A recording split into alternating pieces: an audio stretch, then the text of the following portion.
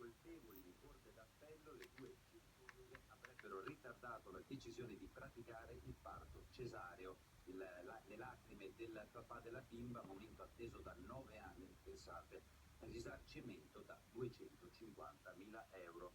Ma a proposito di questo grave caso di mala sanità, il servizio di approfondimento completo Vernizzi.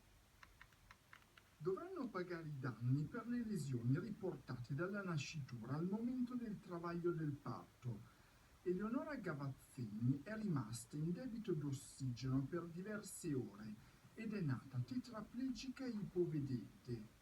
La Corte d'Appello di Venezia ha condannato 2 ginecologhe, Dina Cisotto e Cristina Di Bello, mentre la ULSS di Rovigo è stata ritenuta responsabile civilmente.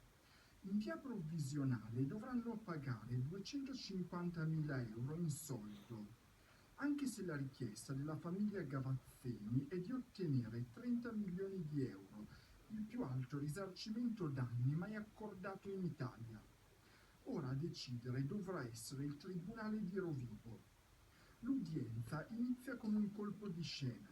Il procuratore generale chiede di condannare una delle 2 ginecologhe e di assolvere l'altra. Mario Cicchetti, avvocato della famiglia Gavazzini, risponde con una arringa di 2 ore e 30. Il cesareo andava fatto subito, la sua tesi. Averlo rimandato è stata una negligenza grave. Gli avvocati delle dottoresse spiegano che all'epoca dei fatti l'ospedale non disponeva di una sala operatoria dopo le 9 di sera. Per allestirla occorreva chiamare i medici reperibili da casa. Le ginecologhe avrebbero fatto il possibile per salvare la bambina. La Corte però ha ritenuto di accogliere le richieste della parte civile.